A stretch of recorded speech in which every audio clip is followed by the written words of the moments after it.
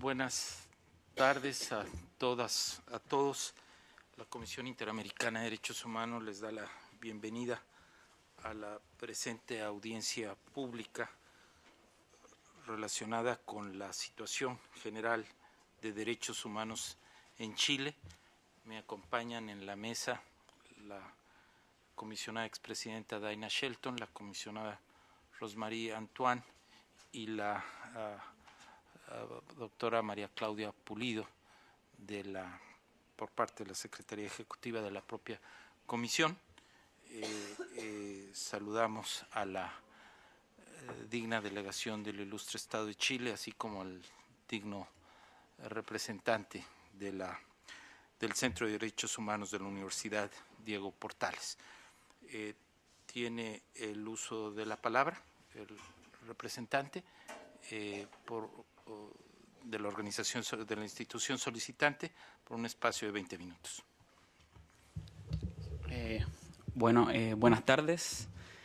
Gracias por la audiencia concedida por esta honorable comisión, a los miembros de la comisión y también para los respetables representantes de la delegación del Estado de Chile. En parte, nuestra presentación, a pesar de que estoy solo por motivos de presupuesto, más que nada, se relaciona con presentar parte del contenido del informe anual sobre derechos humanos que elabora la institución a la que represento, el Centro de Derechos Humanos de la Universidad Diego Portales de Chile. Además, se trata de contextualizar y actualizar el contenido del informe presentado en noviembre, al cual lamentablemente ninguna autoridad del Estado quiso asistir al lanzamiento, a pesar de que fueron invitados formalmente ministros de Estado y subsecretarios. Y así mismo sucedió con un desayuno al que invitamos a comentar parte del contenido, al que tampoco asistieron funcionarios de alto rango del Estado, lo que representa una de las posibles instancias en que podemos discutir el contenido y en que llamamos al Estado a hacerse cargo de parte de las recomendaciones que presentamos ahí. Informe además que repartimos a los miembros de la comisión. Hubiera querido traer más, pero se hacía difícil por el servicio de aduanas ingresar tantas copias de este informe. Primero decir que a diferencia de los rankings económicos en los que Chile en general puntea o rankea en los primeros lugares, los compromisos de derechos humanos no son relativos, no se pueden presentar en un ranking muchas veces, a pesar de que los indicadores digan algo, a pesar de que digan que un país avanza, como quizás podremos mostrar con cifras en el caso chileno. Sin embargo, los compromisos de derechos humanos son absolutos y siempre la crítica institucional, creo, debiera ser bienvenida por el Estado y no solamente con respuestas mediáticas como lo fue en el mes de noviembre del año del 2012 cuando lanzamos este informe. Y es importante también porque quiero explicar la metodología del informe. El informe trata únicamente de evaluar la distancia que hay entre los estándares de derechos humanos y la realidad del país, en este caso Chile, y mostrarle al público, mostrarle al Estado, mostrarle a la opinión pública cuál es esa distancia, cómo se podría mejorar y cuáles son las posibles recomendaciones. Y los estándares internacionales se construyen no solamente por el texto de los tratados internacionales que firma un Estado, sino que también cuando un país se compromete ante la comunidad internacional, firmando y ratificando un tratado internacional, también se compromete con la actividad del órgano llamado a monitorear el cumplimiento. Es decir, también nos hacemos cargo de las recomendaciones que surgen a partir de la actividad de los órganos llamados a monitorear este cumplimiento. Dado que el tiempo es corto y que la información es mucha, voy a tratar de centrarme en dos grandes temas. Primero, la fuerza estatal, es decir, la evaluación del diseño, la deliberación, la implementación y el ejercicio práctico de la fuerza estatal en contra de los miembros de nuestra comunidad o en contra de los miembros que habitan el territorio chileno. Y, en segundo lugar, la discriminación estructural. ¿A qué me refiero con esto? Es que en el caso de países como Chile, que al menos venden una imagen de ser un país que está casi a puertas del desarrollo, como señaló el presidente, Las violaciones a los derechos humanos cada vez se hacen más sutiles, más sofisticadas y más difíciles de descifrar y de enfrentar. Y en ese ánimo es que invitamos al Estado a leer el informe y hacerse cargo de parte de las recomendaciones que vamos a invocar en esta audiencia. En relación a la fuerza estatal, quiero partir de la etapa más temprana, la discusión de la política criminal, que tal como señaló el Instituto Nacional de Derechos Humanos en su informe del 2012, señala que estamos cayendo en una política criminal construida en base al aumento de penas, a la tipificación amplia y ambigua de delitos y al aumento de las atribuciones de las fuerzas de orden y seguridad sin la existencia de mecanismos de control y límites democráticos, lo que crea un campo de arbitrariedad en que el Estado actúa, lo que ha llevado a un aumento de las denuncias sobre violencia policial, a inhumanas tasas de hacinamiento carcelario y a tipificaciones amplias y vagas de delitos como en el caso de la ley antiterrorista o en el proyecto de ley de fortalecimiento del orden público. Recordemos que Chile exhibe las cifras, o una de las cifras más elevadas de reclusión de América del Sur, de acuerdo a un informe del Center for International Prison Studies, siendo que además es uno de los países con menor cantidad de delitos violentos y en que la situación de hacinamiento carcelario sigue siendo grave a pesar de su mejoramiento en años recientes, cuestión que queremos reconocer también. En diferentes proyectos, la situación que se quiere agravar, tipificar o penalizar más duramente tiene directa relación con los conflictos sociales, como ha sido el caso, por ejemplo, de la nueva agravante de responsabilidad penal del robo de bienes de establecimientos educacionales o el proyecto de ley que plantea observaciones a la tipificación del delito de desórdenes públicos o el proyecto de ley que pretende penalizar la interrupción vehicular con fines coactivos. Cuando uno se da cuenta de que en la discusión de estos proyectos no se toman en cuenta consideraciones de derechos humanos, entonces no cabe otra que presumir, o al menos tratar de inferir, ¿cierto?, una intencionalidad de criminalizar formas legítimas de protesta social. En relación a las infracciones al principio de proporcionalidad penal, en tanto estándar de derechos humanos, la legislación penal chilena se caracteriza por una marcada desigualdad que se evidencia sobre todo en la diferencia con que se penalizan los delitos contra la propiedad y los delitos económicos, por otra parte.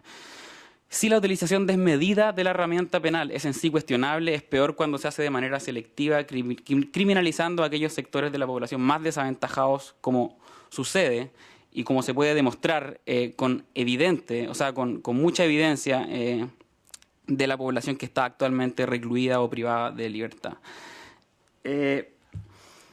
Algunos datos con respecto a eso. Quienes han sido condenados a penas privativas de libertad pertenecen casi en su totalidad a los estratos socioeconómicos más pobres, cuestión que no es nada nuevo, pero sin embargo es importante insistir y volver a decirla.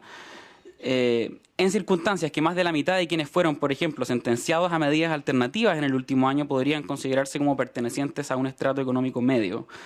Lo mismo con quienes han cumplido con penas no privativas de libertad, obviamente cumplen o cuentan con mayores niveles educacionales que quienes cumplen pena de cárcel. Otro ejemplo patente de la infracción al principio de proporcionalidad penal, reconocido también en la Convención Americana de Derechos Humanos, y especialmente tras la reforma de 1954 al Código Penal, que ha mostrado un aumento desproporcionado, o sea, que contempla un desproporcionado tratamiento a los delitos contra el patrimonio. Así, por ejemplo, para mostrarle al público y a los comisionados o a los miembros de la comisión, el hurto de una cosa de cierto valor en Chile se sanciona con pena aflictiva mayor que la correspondiente a la mutilación de un dedo o una oreja. El robo con violencia o intimidación simple se castiga con una pena mayor que la del homicidio simple. La tentativa de robo con fuerza en las cosas en lugar habitado y la de robo simple con violencia o intimidación se sancionan como delitos consumados, por ejemplo, con penas de cárcel que van de 5 años y un día a 20 años. Además de existir numerosas agravantes para el hurto y el robo. En relación a los aumentos de pena, nosotros observamos que en Chile, al menos, no hay estudios en aquellos proyectos de ley, que generalmente son mociones parlamentarias o iniciativas del Poder Ejecutivo. Los aumentos de penas no van asociados a estudios sobre su real efectividad o a los efectos nocivos que producen el hacinamiento carcelario o en los costos que roga el Estado mantener durante una mayor cantidad de tiempo la privación de libertad de un individuo.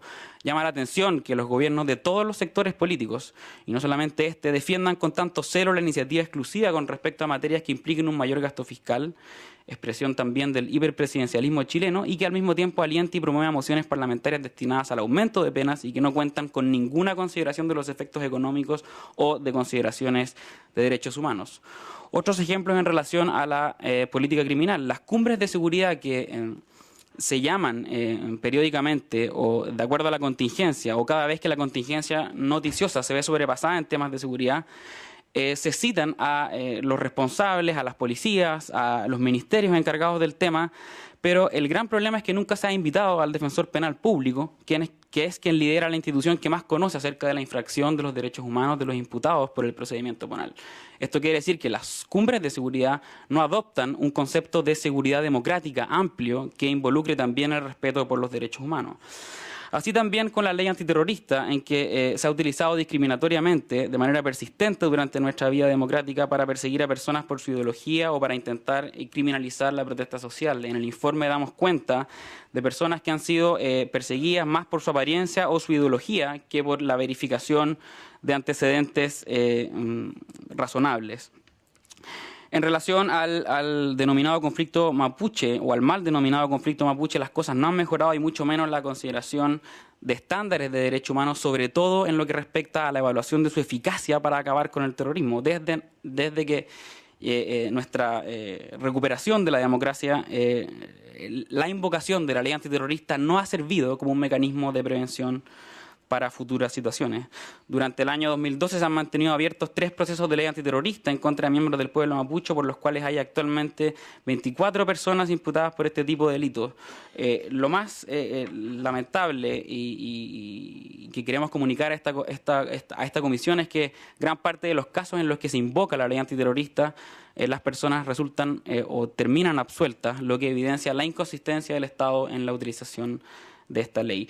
Asimismo pasa con la Ley de Seguridad Interior del Estado, en que por la sola invocación de esta se elevan a categorías agravadas figuras como los desórdenes públicos y otros ilícitos referidos tanto a la seguridad interna como externa. Por ejemplo, el caso del delito de incendio, que ya en nuestra legislación penal ordinaria cuentan con penas extremadamente altas que incluso podrían llegar a los 20 años. En relación a la violencia policial, y ya dejando un poco atrás las cuestiones más normativas o las cuestiones relacionadas con la discusión de cuál es la estrategia con la que el Estado enfrenta la criminalidad, nosotros sostenemos que es necesario evaluar los criterios de necesidad, gradualidad y proporcionalidad en el uso estatal, en el uso de la fuerza estatal en contra de los miembros de nuestra comunidad. Y esto se puede evidenciar por 2 cuestiones muy obvias, ¿cierto? Por ejemplo, el aumento de denuncias en fiscalías militares de los últimos años, tal como sostenemos en el informe, en un capítulo especial sobre violencia policial, han aumentado aproximadamente en un 50%. Asimismo con las detenciones ilegales, que son, es decir, aquellas audiencias en las que se discute si el infractor fue aprehendido con una orden judicial o bajo alguna de las hipótesis de flagrancia, han aumentado en un 140% en los 2 últimos años. Es decir, el número de detenciones declaradas ilegales por los jueces de garantía aumentó en un 140% en los últimos 2 años. De 1.207 en 2010 se pasó a 2.892 en 2012. Además, el informe pone de manifiesto que los migrantes, los adolescentes y los indígenas son las personas más perjudicadas por este tipo de detenciones. Si bien ello puede explicarse por la cantidad de manifestaciones sociales que han tenido lugar en el país en los últimos tiempos, no deja de ser un tema preocupante que está en la agenda pública y que el poder político debe enfrentar. En relación a la protesta social, no se ha dictado en Chile una normativa constitucional o especial que pueda conciliar el ejercicio de la protesta social con otros derechos fundamentales y que en parte son los actos administrativos que se utilizan para disolver marchas y ejercer la fuerza estatal en contra de manifestantes. Actualmente la protesta en Chile está regulada por un acto administrativo elaborado por la dictadura con posterioridad a las protestas de 1982 y 1983 y que ya fue objeto de una audiencia especializada hace un tiempo, por lo cual no me quiero repetir aquí muchas de las cuestiones dichas ahí. Solamente agregar que la ley de control de armas u otra ley no señalan ni la forma ni los casos en los cuales pueden utilizarse los medios disuasivos en una protesta o manifestación social, infringiendo con ello la reserva legal que debiera regir en toda democracia decente. Dicho déficit normativo ha sido suplido por normas que regulan el uso de la fuerza dictadas por la propia policía. Es decir, ¿qué medios disuasivos, cuándo usarlos, cómo o de qué manera son utilizados, queda entregado a decisiones internas de Carabineros que no son de fácil acceso para la ciudadanía. Además, la diversidad normativa de distintos actos administrativos de las policías, como dejamos ver en el capítulo sobre violencia policial, no dejan en claro cómo se solucionan posibles controversias entre estos, cómo se complementan o cuál de ellos tiene vigencia. estos criterios deberían estar contenidos en una ley y ser de fácil y público acceso. En relación a las detenciones ilegales, nosotros lo que tenemos hoy en día con este número o este aumento del 140% es que no conocemos el real número de víctimas de violencia policial, ni tenemos información o una retroalimentación o un feedback por parte de un sistema coordinado entre los jueces de garantía y las policías para superar las malas prácticas. Lo mismo con la ineficiencia en la gestión policial previa a la etapa judicial, en la que se han detectado, por ejemplo, en un informe lanzado por UNICEF en el último tiempo, que hay infracciones graves al principio de máxima celeridad y del interés superior del niño, en que, por ejemplo, para dar solamente un caso, no ha existido una coordinación entre fiscales y policías para comunicar de manera inmediata las detenciones fiscales sobre los distintos casos. Lo mismo ha pasado con diversas situaciones de violencia en el contexto de las demandas mapuche, cuestión que ha sido reconocida por incluso la misma Corte Suprema, en que ha hecho un llamado a la policía chilena a abstenerse de ejercer violencia policial fuera de los casos comprendidos en la ley. Otros informes, por ejemplo, que han sido emitidos en el último tiempo, en donde consta lo que se conoce como las agresiones o los abusos sexuales policiales. Esto está contenido en el último informe de la CEDAW sobre Chile, y en la que se señala que hay más de 25 denuncias de este tipo ante una ONG y ante el propio Instituto Nacional de Derechos Humanos, que van desde desnudos forzados y tocaciones indebidas hasta insultos y amenazas o agresiones psicológicas. Otra cuestión también relevante en relación a la violencia policial es la justicia militar. Ya vamos a cumplir en 2 años, en un par de años más, 10 años desde el fallo Palamara-Iribarne, y aún no cumplimos con eso. Chile es conocido en algunas partes por reformas procesales exitosas y, lamentablemente, la División de Modernización y Gestión, por ejemplo, del Ministerio de Justicia, encargada de llevar a cabo esas reformas procesales, no está encargada actualmente, por ejemplo, de la reforma al procedimiento penal militar. Hoy en día se le entrega a un abogado asesor del Ministerio de Defensa, lo que no creemos cumple con una política pública destinada a cumplir con estándares de derechos humanos. El segundo gran tema es la discriminación estructural. Aquí es importante decir que Chile cuenta con una ley antidiscriminación, pero sin embargo en esa ley no se estableció ningún mandato, ninguna coordinación, ninguna meta administrativa para que el Estado cumpla con las obligaciones de llevar a cabo, o para que los organismos del Estado cumplan con las obligaciones de llevar a cabo planes o programas o políticas que establezcan medidas contra la discriminación. Lo paradójico es que la ley se llama formalmente ley que establece medidas contra la discriminación, pero no sirven, o mejor dicho, en su contenido no hay ninguna medida, porque la ley lamentablemente evitó cualquier tipo de acción afirmativa, la ley no entregó ningún mandato de coordinación para el Estado, y eso la verdad es necesario decirlo. Es decir, es insuficiente esta ley de antidiscriminación para combatir la gran cantidad de casos que hoy en día en Chile podríamos considerar como incluidos en un concepto de discriminación estructural, de discriminación indirecta, si se quiere.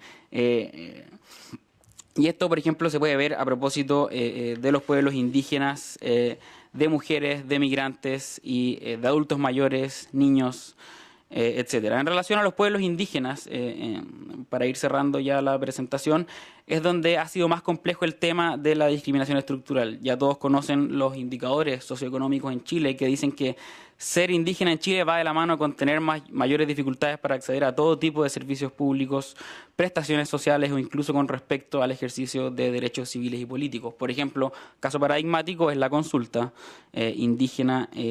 Por ejemplo, el caso de la ley de pesca, ya aprobada, que determina cuotas de pesca sobre los recursos hidrobiológicos, no cumplió con los estándares del convenio 169 de la OIT.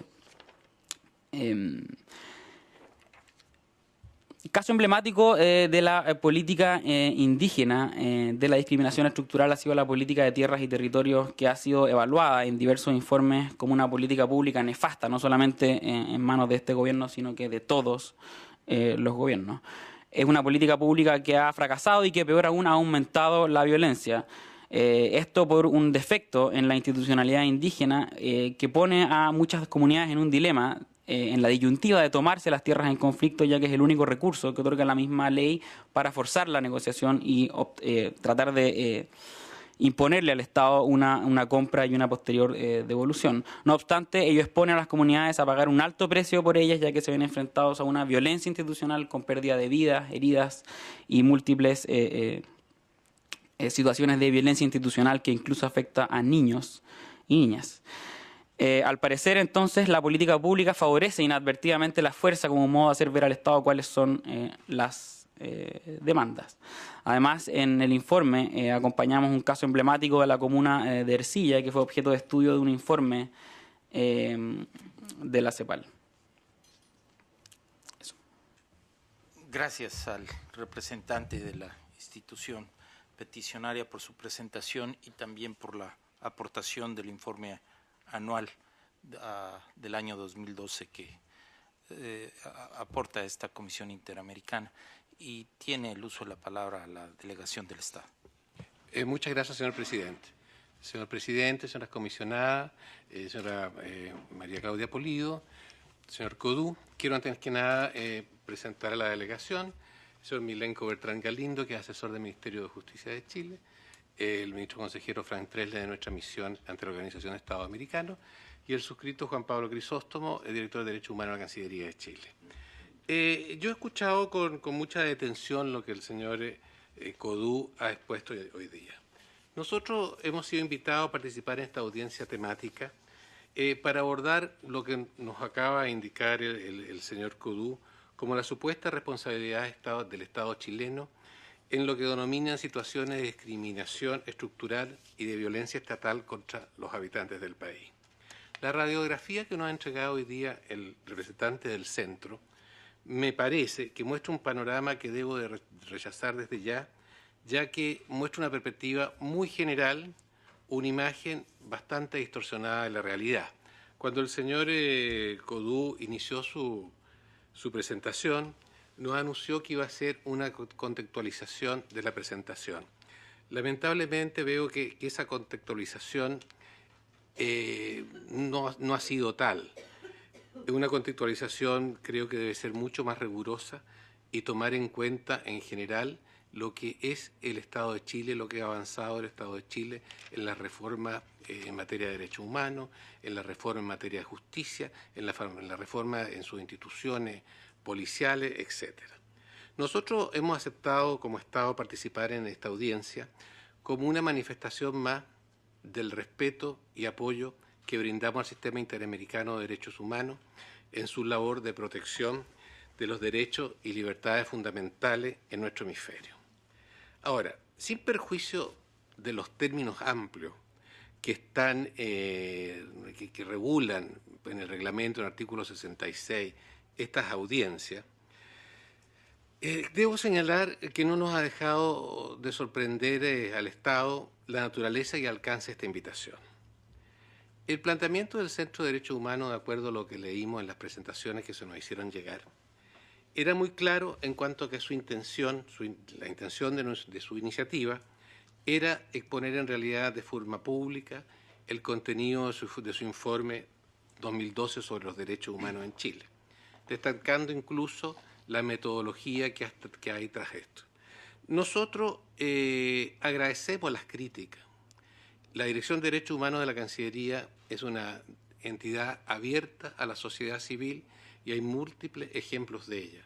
Nosotros tenemos una fluida relación con el Instituto Nacional de Derechos Humanos, cuya labor respetamos y agradecemos. Creemos que las críticas, tal como lo manifestó el representante del centro, son un elemento muy importante en la forma como uno analiza la realidad de los derechos humanos en el país. Ahora, pese a reconocer los solicitantes la necesidad de ser sintético y claro en la exposición de los diversos temas planteados, se han englobado esto en dos temas muy amplios que a nosotros realmente nos preocupan por su alcance y transversalidad, como son la discriminación estructural y el uso de la fuerza estatal.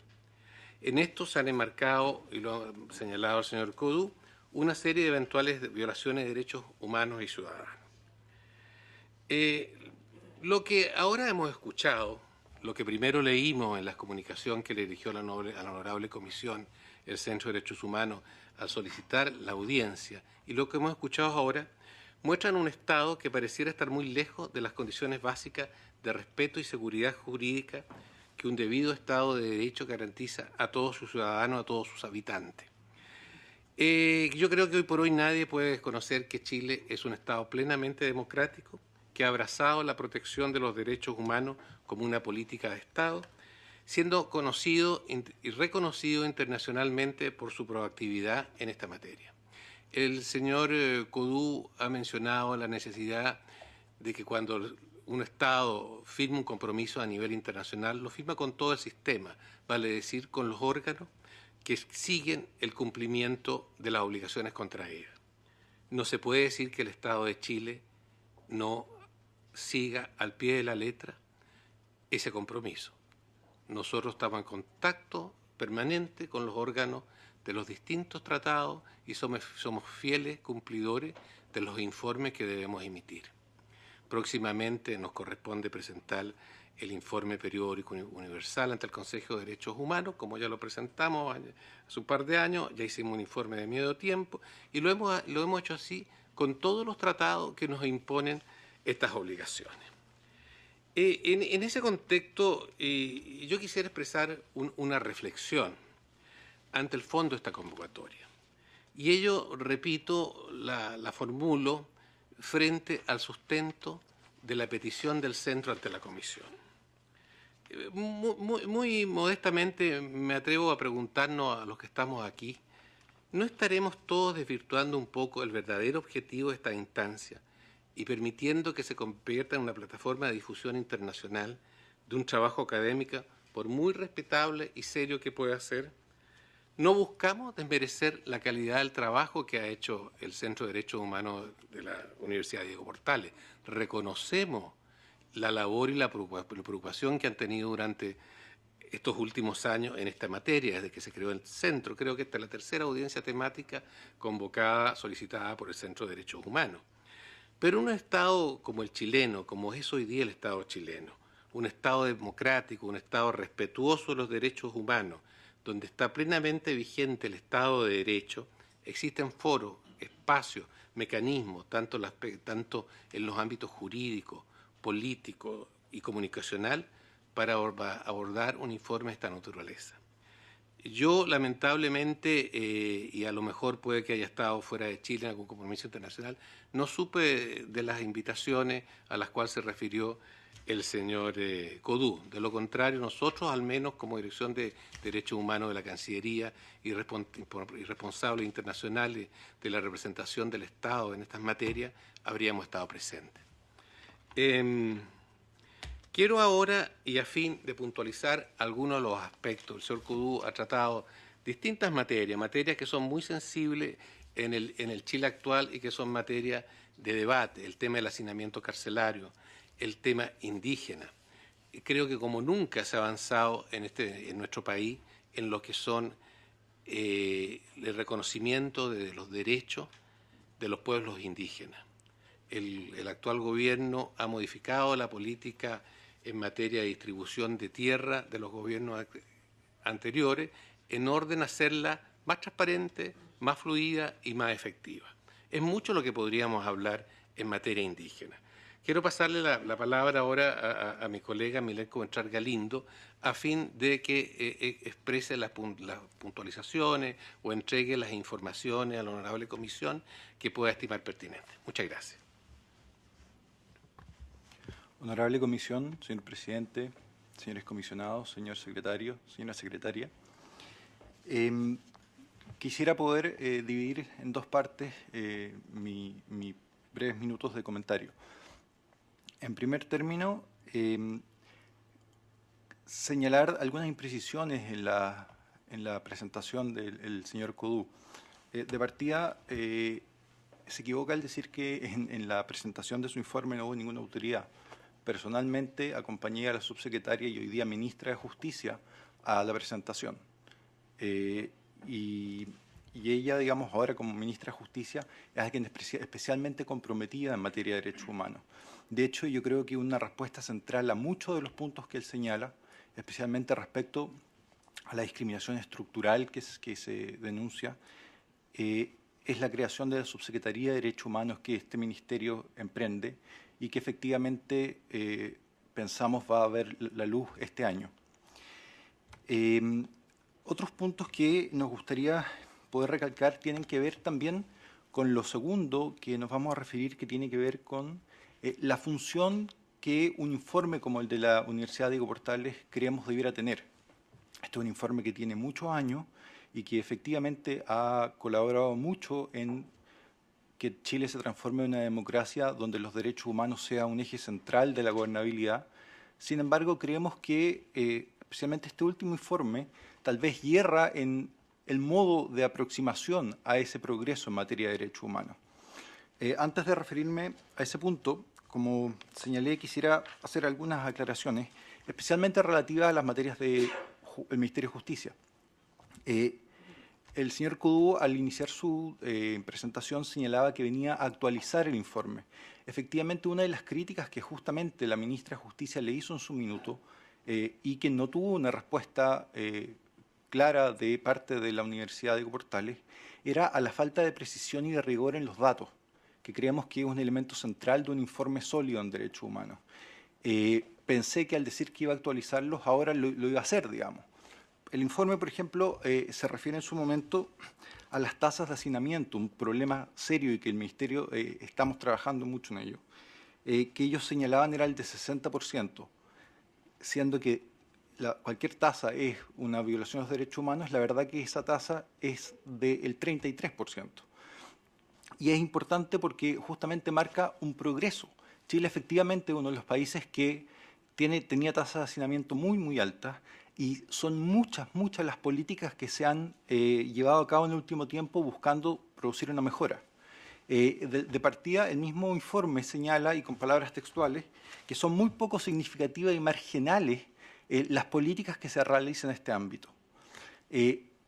Tomando en cuenta las nuevas políticas respecto a libertad condicional, donde ahora hay un criterio objetivo de entrega de estos beneficios, que aumenta la entrega de beneficios de manera sustancial, el reemplazo de la pena de multas que anteriormente se cambiaba por penas de presidio, por trabajos en beneficio de la comunidad, el monitoreo, por ejemplo, del brazalete electrónico y otras varias reformas legales, la verdad es que van a reducir en más de 10.000 personas que hoy día efectivamente están sujetos a prisión al medio libre. Y en Chile, que es un país que tiene 53.000 personas privadas de libertad, el 10.000 personas no es una cifra insignificante como el propio informe señala. ¿Por qué estos datos son relevantes? Justamente por el segundo punto. Y es que este gobierno ha hecho un intento denodado por generar un diálogo constructivo con las instituciones de derechos humanos. De hecho, con el Instituto de Derechos Humanos hemos tenido un diálogo muy, muy fructífero. El informe del Instituto de Derechos Humanos fue un informe muy sólido en que nosotros recogimos muchas de sus cuestionamientos y muchas de sus críticas que son ciertas y son sinceras. Y así también nos hemos beneficiado, como ustedes saben, de que ACNUD está radicado en Chile, la oficina regional, y con don Américo en Calcaterra también hemos tenido un trabajo permanente. Por ejemplo, el Mecanismo Nacional de Prevención de la Tortura, que Chile está atrasado en su implementación, bueno, con esos dos órganos estamos trabajando en que el Instituto se lo designe como mecanismo. Hemos generado con ello y junto con Gendarmería visitas regulares como modelo piloto a las cárceles. Con el Instituto hemos realizado programas de educación a funcionarios del Estado con ayuda del Centro de Derechos Humanos de la Universidad de Chile y así en general una política de diálogo. Y esto va, digamos, al segundo elemento, que es qué rol debieran cumplir, digamos, informes como el de la Universidad Diego Portales. En nuestro trabajo en derechos humanos, efectivamente nos hemos dado cuenta que al interior del Estado a veces el concepto mismo de derechos humanos es visto más bien como una amenaza y visto como un cuestionamiento externo que el gobierno, por definición, trata, digamos, de defenderse. Y hay que hacer una labor interna y una labor que tiene justamente que ver con el concepto de la discriminación estructural, un cambio de mentalidad. Y para ese cambio de mentalidad hay que desarrollar ciertas estrategias. Por ejemplo, todo lo que se ha llevado de mejoras de la población penal. La población penal tiene un gran un gran problema como sujeto de violación de derechos humanos, porque como bien se sabe, no es popular implementar medidas que beneficien a la población penal.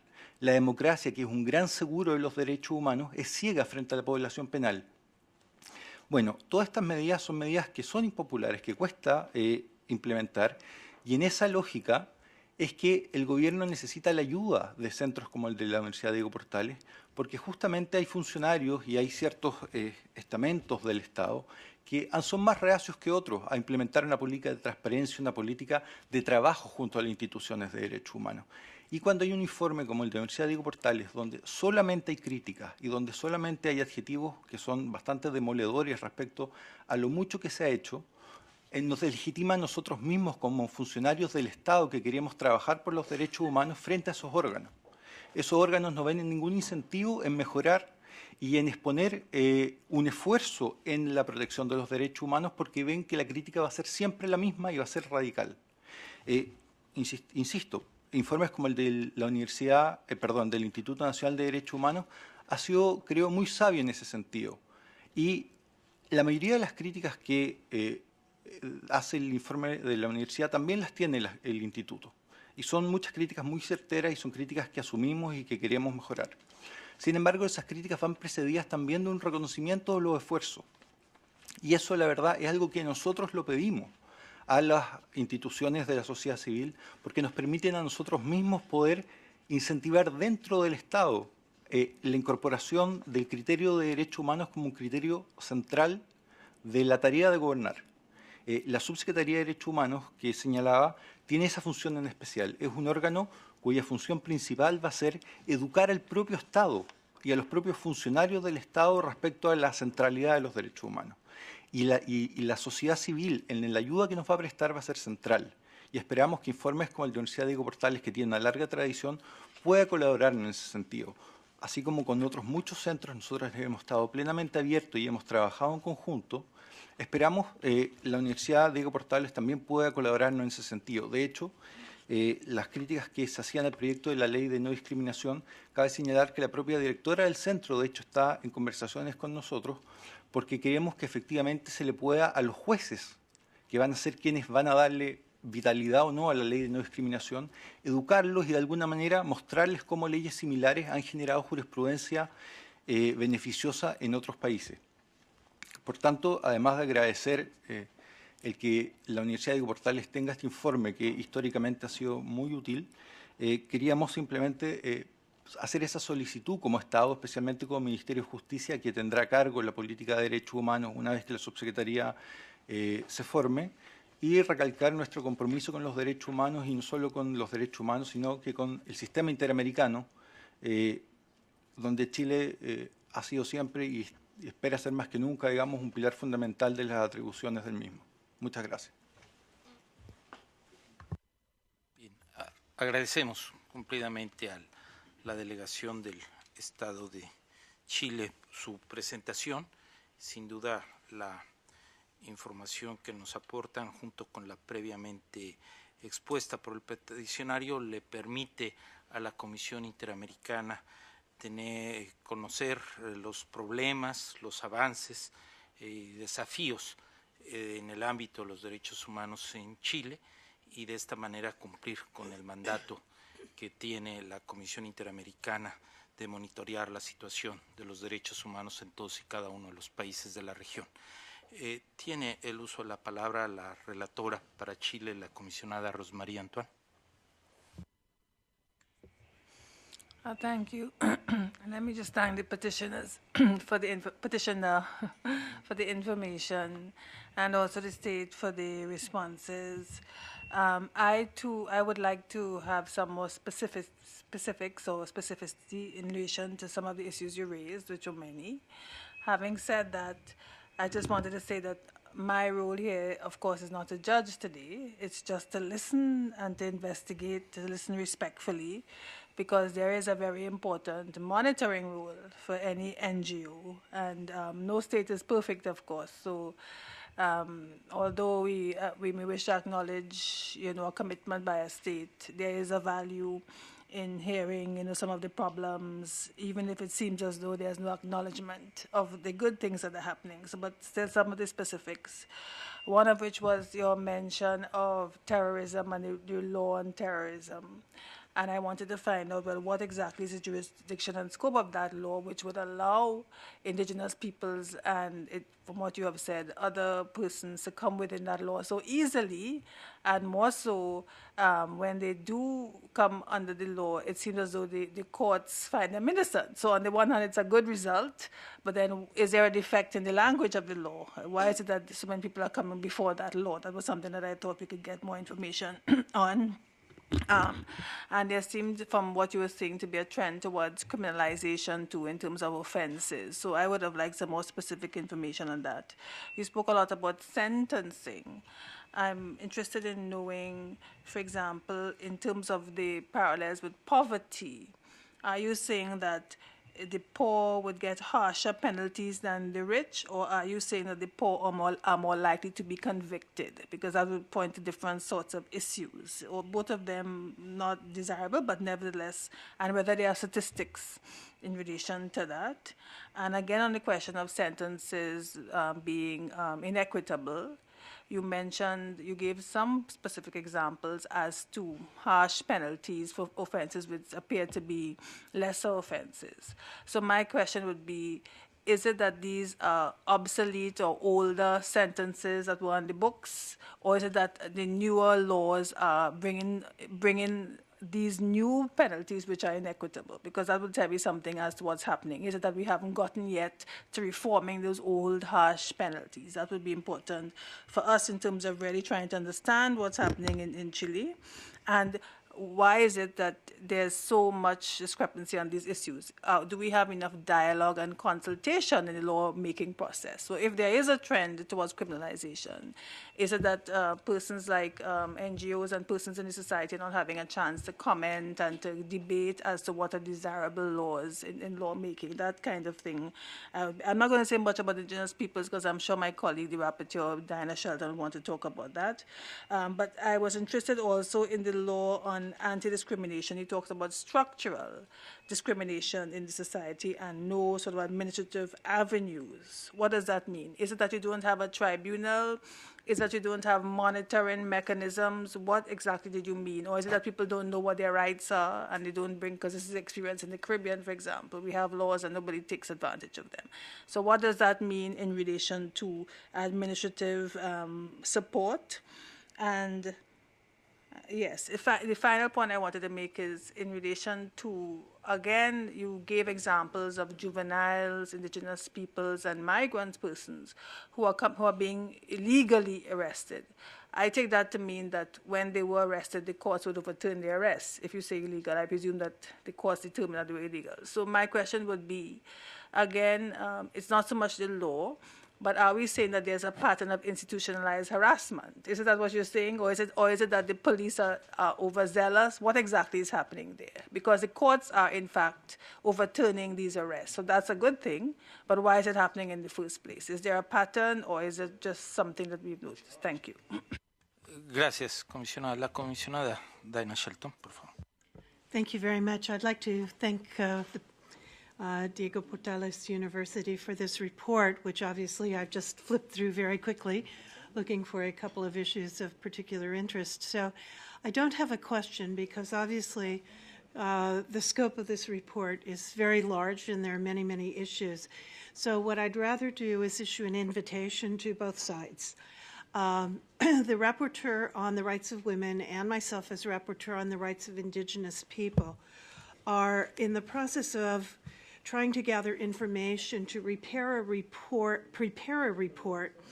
It may be repaired later, but prepare a report on an issue that I noticed you make a couple of references to in this report, and that is the potential for multiple discrimination against indigenous women because of being women, because of being indigenous, and because of being poor.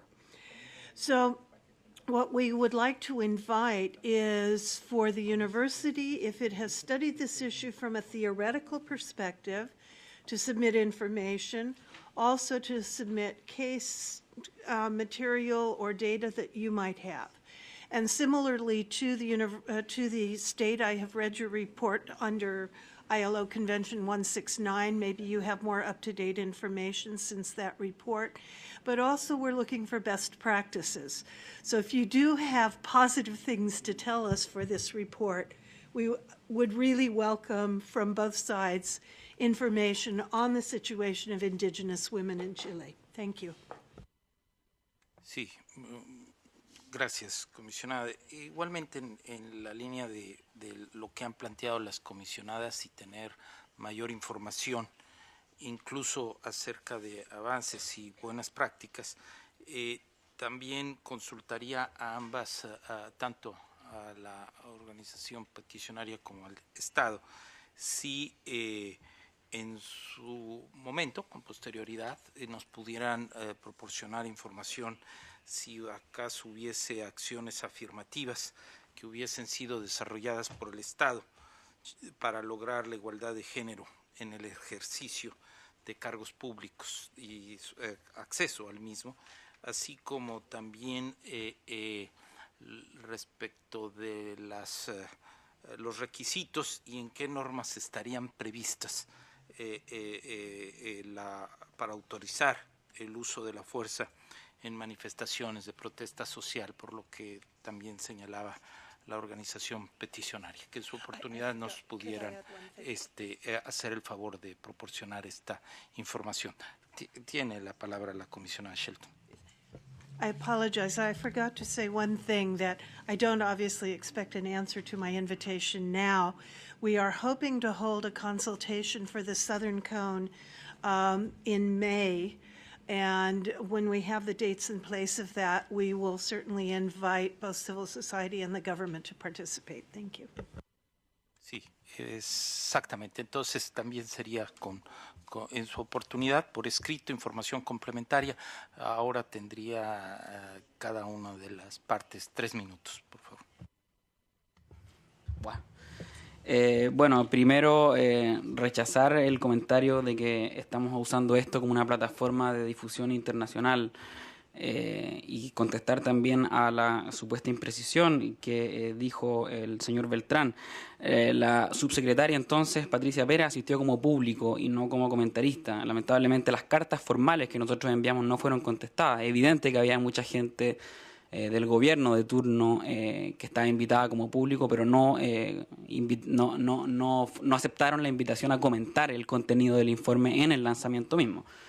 A eso es lo que estoy diciendo. Segundo, en relación a la tasa de hacinamiento carcelario, acabo de decir al principio de mi exposición que nosotros reconocíamos los avances. Es evidente que nosotros usamos ahí informes de la propia Fiscalía de la Corte Suprema, entonces no creo que sean datos poco serios como se está acusando, creo yo. Qué bueno que coincidamos en la discriminación estructural con los representantes del Estado y que podamos seguir avanzando en ese sentido. En relación a las preguntas de la comisionada encargada de Chile, en relación a la ley antiterrorista, bueno, es una ley que ha sido cuestionada en diversos foros, en parte por la vaguedad con la que se utiliza la definición de terrorismo en esa ley, y es lamentablemente una ley que no ha servido o que no ha considerado estándares de derechos humanos en relación a su eficacia. Lamentablemente la ley solamente ha servido para exacerbar situaciones de violencia cuando se ha invocado en medio de conflictos sociales. Nosotros creemos que todos los países deben contar con una ley antiterrorista, pero esta debe ser adecuada, debe ser conforme al estándar de seguridad democrática, y en ese sentido estamos trabajando nosotros. En relación a la pregunta de si acaso los pobres are more likely to be convicted, yo creo que lamentablemente es otra de las situaciones de discriminación estructural. Los delitos económicos, por regla general, pueden acceder a medidas sustitutivas, a diferencia de los delitos contra la propiedad, que han sido definidos como los delitos de mayor connotación social y son los delitos que concentran mayor energía, tiempo y recursos. Cuando nosotros sabemos que en Chile, por ejemplo, según información del propio Departamento de Estado de Estados Unidos, Santiago puede ser una ciudad mucho más tranquila que varias de las ciudades de Estados Unidos. Entonces, a lo que voy es cuánto podría ejemplificarse, por ejemplo, con el último escándalo financiero de una multitienda de retail llamada La Polar, en que todas las declaraciones de las más altas autoridades, por ejemplo, del Poder Judicial, han señalado que no es posible que en Chile una persona por robar una gallina pase más tiempo en cárcel que una persona que ha defraudado al Estado, ha defraudado al sistema de valores o al sistema de mercado de valores en millones y millones de dólares. Otra cuestión que dijo también la comisionada es a propósito de la ley antidiscriminación y la falta de coordinaciones, metas o mandatos administrativos que puedan de algún modo efectivamente servir como medidas contra la discriminación. Lo que nosotros decimos es que lamentablemente la ley hace que los organismos del Estado tengan que, o que todo el combate contra la discriminación dependa de esfuerzos aislados, más no de una política de Estado sistemática, como sucede, por ejemplo, con la creación de organismos administrativos en Reino Unido, o incluso a propósito de la discriminación en el empleo acá en Estados Unidos, o el caso del INADI, o el caso en Argentina, o el caso de algunas instituciones en México, que tienen como mandato coordinar todas las instituciones. Esperamos que la Subsecretaría de Derechos Humanos pueda, por ejemplo, cumplir algún rol en relación, por ejemplo, a los primeros artículos de la ley antidiscriminación. En relación a los temas de violencia policial, nosotros, claro, decimos las detenciones declaradas ilegales evidentemente que son un buen síntoma de que las instituciones están funcionando. El problema es que todas esas detenciones declaradas ilegales, que hoy en día ya casi ascienden a 3.000 en el último año, no generan retroalimentación para que las policías mejoren las malas prácticas. En otras palabras, nosotros creemos que eso depende, por ejemplo, de una falta de capacitación de los funcionarios, de la falta de un compromiso explícito con los derechos humanos. Por ejemplo, cómo se explica o cómo explica el Estado que el manual institucional de Carabineros de Chile, es decir, de la policía encargada del control de la seguridad pública, no tenga un reconocimiento explícito de esa misión o de su compromiso con los derechos humanos. Asimismo, tampoco hay consideraciones en relación a los grupos vulnerables. Entonces, queremos decir eso. Otra de lo que dijo el comisionado Orozco, para finalizar y cerrar definitivamente, el Estado y este gobierno en particular se ha negado a las acciones afirmativas, por ejemplo, a discutir una ley de cuotas. ¿Cómo es posible que más de 100 países alrededor del mundo han adoptado alguna de las formas de ley de cuotas? Además, considerando que Chile tiene una de las tasas de representación política femenina más bajas del continente, además que un estudio del PNUD dice que Chile ocupa el lugar 37 de 42 naciones estudiadas, es preocupante. Repito que el actual gobierno sigue insistiendo con incentivos monetarios menores y se niegue a formas siquiera morigeradas de acciones afirmativas, siendo que estas herramientas han sido validadas por diversos organismos. Y por último, los 3 proyectos de ley que hay al respecto de leyes de cuotas, por ejemplo, han sido desechados por el gobierno y por parlamentarios de la coalición que lo apoya. Gracias al representante de la organización peticionaria por sus respuestas. Tiene la palabra la delegación del Estado. Muchas gracias, señor presidente. Yo tomo nota de las inquietudes de ambas comisionadas. Le vamos a hacer llegar las informaciones a la brevedad posible. Y solo un alcance. Me gustaría haber hablado sobre el tema de la política indígena, pero en 3 minutos es difícil. Respecto al tema de la ley de cuota, yo quisiera recordarle al señor Codú que es una discusión que, si bien no vamos a decir que divide a la sociedad chilena, pero hay distintos puntos de vista sobre lo que podría significar una ley de cuota.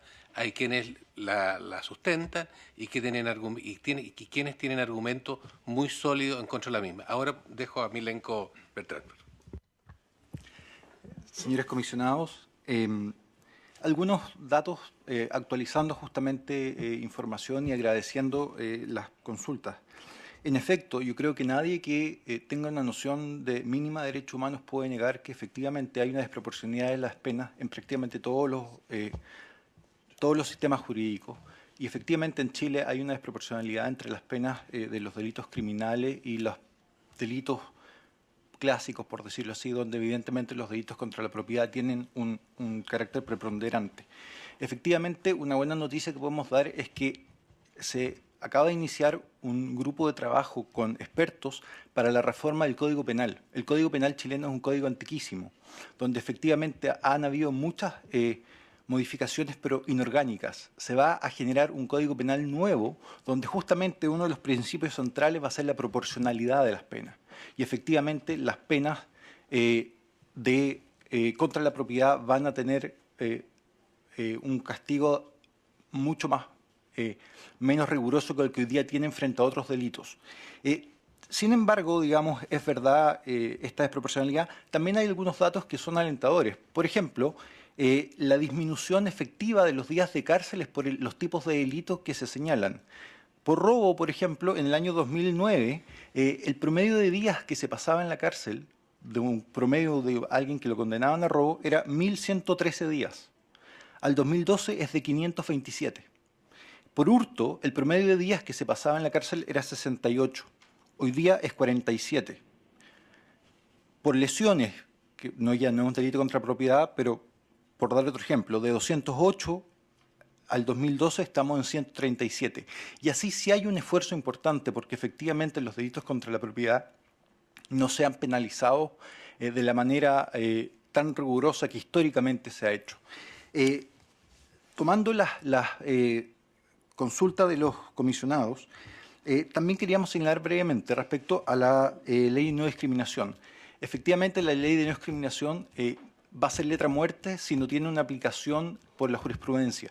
En Chile nosotros no tenemos un sistema de precedentes jurisprudenciales y por tanto, efectivamente, es importante tal vez ir generando otras leyes que vayan generando nuevos incentivos, pero ya la ley de no discriminación es un elemento importante. Hay que recordar que esta ley fue de plena iniciativa por hechos de connotación pública como asesinatos por odio por orientación sexual, plena iniciativa del gobierno. Era uno de los temas que de hecho se pensaba podía estar en la sentencia del caso Atala y no estuvo. Así todo Chile cumplió con sacar esta ley.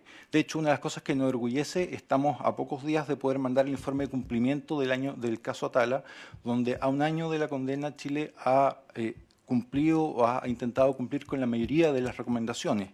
En esa misma materia de la discriminación de la mujer, pequeños datos mínimos. Efectivamente, la discriminación contra la mujer es central y el gobierno ha estado muy preocupado de la materia. Hay muchas leyes de las que podría hablar, pero quiero remitirme a dos cosas muy actuales. Uno, el día 5 de marzo se firmó el proyecto de ley que modifica la sociedad conyugal, estableciendo igualdad entre la mujer y el hombre, cosa que nos enorgullece mucho porque de hecho es la ley que viene a concretar el acuerdo amistoso del caso Sonia Arce, que tenemos justamente con esta comisión. Fue un trabajo conjunto con CEGIL de Argentina y efectivamente creemos que esta ley que se acaba de firmar y entra al Parlamento va a ser una solución. Asimismo, y actualizando a lo que señalaba el señor Codú, efectivamente, tal vez no lo sabe porque venía viajando, digamos, el día 7 de marzo de este año se acaba de firmar un nuevo proyecto que genera incentivos para la participación de la mujer en política. Y incentivos que efectivamente tienen calculado aumentar de manera significativa el número de mujeres, no una ley de cuota, porque no hay, como decía nuestro representante, el acuerdo político suficiente, pero sí creemos que es una ley que genera los incentivos positivos para que se logre una igualdad. Gracias nuevamente a las dignas representaciones del ilustre Estado de Chile como de la institución peticionaria por sus presentaciones y la Comisión Interamericana continuará monitoreando la situación general de los derechos humanos en Chile y estará atenta a la información complementaria que se sirvan proporcionar. Gracias.